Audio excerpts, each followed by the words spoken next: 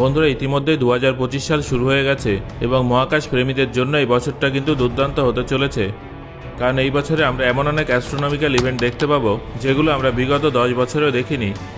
এই বছরটা কিন্তু একেবারেই সাধারণ বছর নয়। এই বছর আকাশের সৌন্দর্য কয়েক গুণ বেড়ে যাবে। কখনো রঙিন উল্কাবৃষ্টি হবে, তো কখনো সূর্যগ্রহণ এবং চন্দ্রগ্রহণে আকাশের চেহারায় পাল্টে যাবে। এর মধ্যে বেশিরভাগ ঘটনা ভারত বা বাংলাদেশ থেকে টেলিস্কোপ ছাড়াই দেখা যাবে। আপনারা কবে কখন এই ঘটনাগুলো দেখতে পাবেন সেই সম্পর্কে বিশদে জানার জন্য ভিডিওটা শেষ পর্যন্ত অবশ্যই দেখুন। তাহলে চলুন শুরু করা যাক। 25শে জানুয়ারি রাতের আকাশে আমরা এমন কিছু দেখতে পাবো যেটা অনেক বছর পর পর দেখা যায়। এই দিন বুধ, শুক্র, মঙ্গল, বৃহস্পতি, শনি, ইউরেনাস এবং নেপচুনকে আকাশে এইভাবে দেখা যাবে। তবে আপনারা যারা এই ইভেন্টটা পৃথিবী থেকে খালি চোখে দেখবেন তারা শুধুমাত্র বুধ, শুক্র, মঙ্গল, বৃহস্পতি এবং শনিকেই দেখতে পাবেন। আপনারা যদি ইউরেনাস এবং নেপচুনকে দেখতে চান তাহলে আপনাদের একটা টেলিস্কোপের প্রয়োজন হবে। তারপর আপনারা এই 7টা গ্রহকে এইভাবে দেখতে পাবেন। মনোযোগ দিয়ে দেখলে আপনারা খেয়াল করবেন যে সেই দিন আকাশে শুক্র এবং বৃহস্পতিকে প্রচণ্ড উজ্জ্বল মনে হবে। আপনারা যদি এই দুর্লভ অ্যাস্ট্রোনমিক্যাল ইভেন্টটা দেখতে চান তাহলে আপনাদের বিকালে সূর্যাস্তের পর আপনার পশ্চিম দিকে নজর রাখতে হবে। কোনো কারণবশত আপনারা যদি এই ইভেন্টটা মিস করে ফেলেন তাহলে আপনারা 2025 সালের 15ই মার্চ প্রায় একই ধরনের একটা অ্যাস্ট্রোনমিক্যাল ইভেন্ট দেখতে পাবেন। তবে সেই দিন আপনারা মাত্র 4টে গ্রহকেই দেখতে পাবেন। 14ই মার্চ পূর্ণ চন্দ্রগ্রহণ হবে, যেখানে চাঁদকে একদম লাল রঙের মনে হবে। এই ধরনের চন্দ্রগ্রহণ ব্লাড মুন নামে পরিচিত। 23শে মার্চ পরবর্তী অ্যাস্ট্রোনমিক্যাল ইভেন্টটা আপনারা 23শে মার্চ দেখতে পাবেন। তবে ইভেন্টটা আপনারা খালি চোখে দেখতে পাবেন না। এই ইভেন্টটা দেখার জন্য আপনাদের একটা টেলিস্কোপের প্রয়োজন হবে। এটা অত্যন্ত দুর্লভ একটা অ্যাস্ট্রোনমিক্যাল ইভেন্ট হতে চলেছে, যার সম্পর্কে আপনাদের অবশ্যই জানা উচিত। আপনারা যদি 23শে মার্চ একটা শক্তিশালী টেলিস্কোপের সাহায্যে শনি গ্রহের দিকে তাকান তাহলে আপনারা শনি গ্রহের বলয় দেখতে পাবেন না। শনি গ্রহের বলয় কিন্তু উধাও হবে না। আসলে সেই দিন শনি গ্রহের বলয় পৃথিবীর একদম কাছে উপস্থিত থাকবে। তাই সেদিন পৃথিবী থেকে শনি গ্রহের দিকে তাকালে শনির বলয় আমাদের চোখে পড়বে না। শনি গ্রহের হেলে যাওয়া এবং পৃথিবীর অবস্থানের কারণে আমরা সেই দিন শনি গ্রহের বলয় দেখতে পাবো না। পরবর্তী অ্যাস্ট্রোনমিক্যাল ইভেন্টটাও মার্চ মাসেই হবে। এই দিন একটা গ্রহাণু আমাদের পৃথিবীর অনেক কাছ থেকে এগিয়ে যাবে। 2025 BX1 নামের এই গ্রহাণুটা মার্চ মাসে আমাদের পৃথিবীর থেকে মাত্র 4 মিলিয়ন কিলোমিটার দূর থেকে এগিয়ে যাবে। তবে ভয়ের কোনো কারণ নেই, কারণ আমাদের পৃথিবীর সঙ্গে এই গ্রহাণুর সংঘর্ষের সম্ভাবনা 0%। অনুমান করা হচ্ছে যে এই ঘটনাটা মার্চ মাসেই ঘটবে।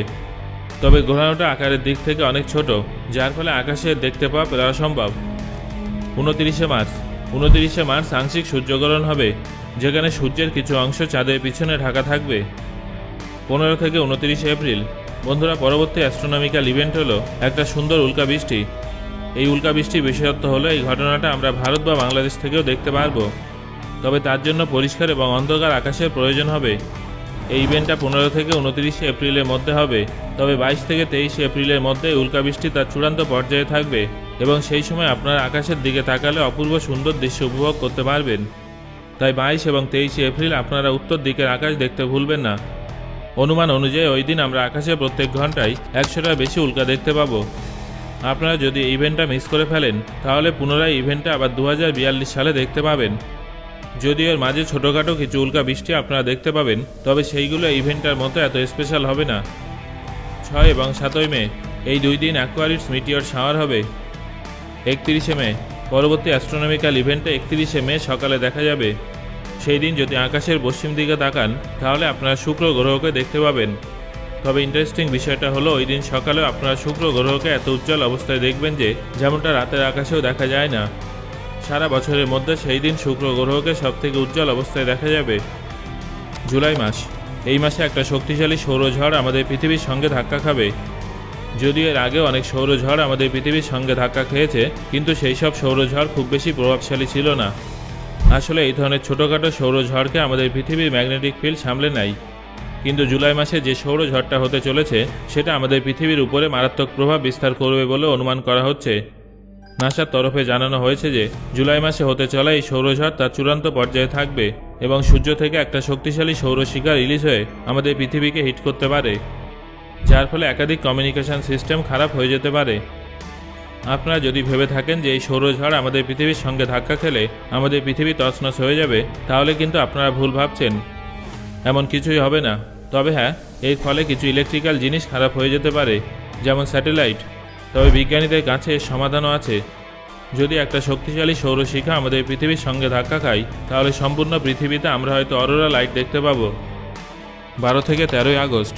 12 এবং 13 আগস্ট পার্সিড মিটিয়র শাওয়ার বা উল্কাবৃষ্টি দেখা যাবে, যেখানে রাতের আকাশে অত্যন্ত উজ্জ্বল এবং রঙিন উল্কাবৃষ্টি দেখা যাবে।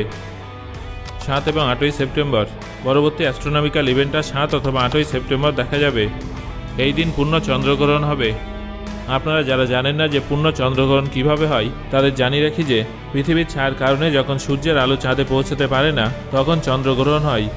পৃথিবীর বায়ুমণ্ডলের কারণে সেই সময় চাঁদের রং লাল মনে হয়। এটা তো আপনারা নিশ্চয়ই জানেন যে সূর্যের আলোর কারণে রামধনু তৈরি হয় এবং এতে 7টা রং উপস্থিত থাকে। যখন সূর্যের আলো পৃথিবীর বায়ুমণ্ডল হয়ে এগিয়ে যাবে, তখন লাল রং ছাড়া সমস্ত রং ছড়িয়ে পড়বে।